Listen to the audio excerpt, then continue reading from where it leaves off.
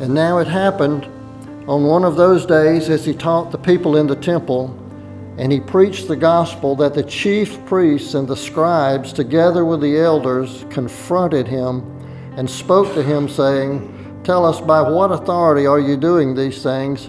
Or who is he who gave you this authority?" Now that word, I don't know what your translation says.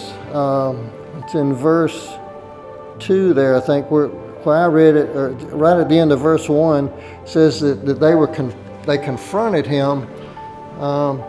Really, that word means that they approached him rapidly. They came up to him. They appeared suddenly. It was like Jesus was out here teaching, and all of a sudden this group comes up here and says, "We're going to ask you a question." So they were confronting Jesus. Now, who are the scribes?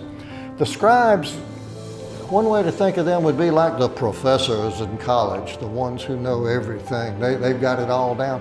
But these guys were the lawyers, so they would draw up any legal papers that you needed or anything like that. And they were religious scholars. They were experts in the Torah. They knew the first 5 books of the Bible. These guys, so if you think about it, the chief priests, they're bringing these authoritative people up with them to question Jesus as to what is his authority. And before we read verses 3 and 4 here, well, let me go ahead and read 3 and 4, and then I'll come back and show you this. In verses 3 it says, "But Jesus answered and said to them, I will also ask you a thing, and you answer me. The baptism of John, was it from heaven or from men? And they reasoned among themselves, saying, If we say from heaven, then he'll say, Well, why didn't you believe him? And if we say from men, then all the people will stone us, for they're persuaded that John was a prophet. And so they answered that they did not know where it was from. And Jesus said to them, Neither will I tell you by what authority I do these things." So the question was, tell us, by what authority are you doing these things? Now, these verses I have here talk about Jesus' authority. John chapter 5, verse 26, "For as the Father has life in himself, so he has granted the Son to have life in himself, and he has given him authority to execute judgment, also because he is the Son of Man. Do not marvel at this, for the hour is coming in which all who are in the graves will hear his voice and come forth.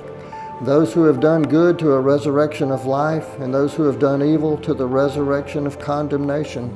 So Jesus is he's given authority by the Father, and one day he's going to command everybody to come forth, and everybody is going to obey his command. You will obey his command if you're not in the first resurrection in Revelation chapter 20, verses 4 and 5. So Jesus has that authority. Now I want you to think with me just briefly for a second. You remember Jesus fasted right at the beginning of his ministry? The Holy Spirit led him out into the wilderness to be tempted by the devil. So that account is in Matthew 4 and in Luke chapter 4. And the devil came to him and he said, "I know you're hungry. Here's this stone, turn it into bread. If you're the Son of God, you can do that." And of course he wouldn't do it. Man does not live by bread alone, but by every word that proceeds from the mouth of God. And then he took him up on a high mountain and he showed him all the kingdoms of the world. And he said, "If you'll bow down and worship me, then I will make you authority over all of these kingdoms." And Jesus said, "No, thou shalt worship the Lord thy God, him only shalt thou serve." And then he took him up on the top of the temple and he said, "Jump down, the angels are supposed to protect you." And he said, "Thou shalt not tempt the Lord thy God." Now what I want you to take away from that is he asked Jesus 3 things to do. And he kind of went after him personally. He said, "If you are the Son of God." But here's what I want you to get. What if Satan had just said, what I want you to do is just move from this bench to that bench? What would Jesus have said?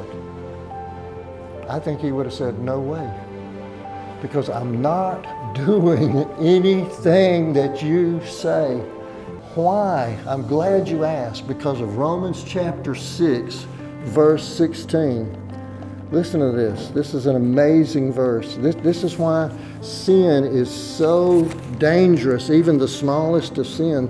Romans chapter 6, verse 16 says, Do you not know that to whom you present yourselves slaves to obey, you are that one's slaves whom you obey, whether of sin leading to death or of obedience leading to righteousness?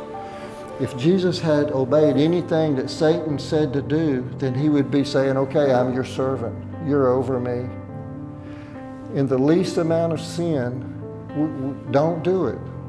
The least amount of sin. If the Holy Spirit lays it on your heart that it's wrong to do that, then don't do it. Because you don't want to be the slave of Satan. You know, I'm following Jesus. I'm going to be led by the Spirit. And in Matthew 28:18, it says, all authority in heaven and earth has been given to me. And then he goes into the passage about sharing the gospel. Go ye therefore and make disciples. But it starts off with, all authority has been given to me.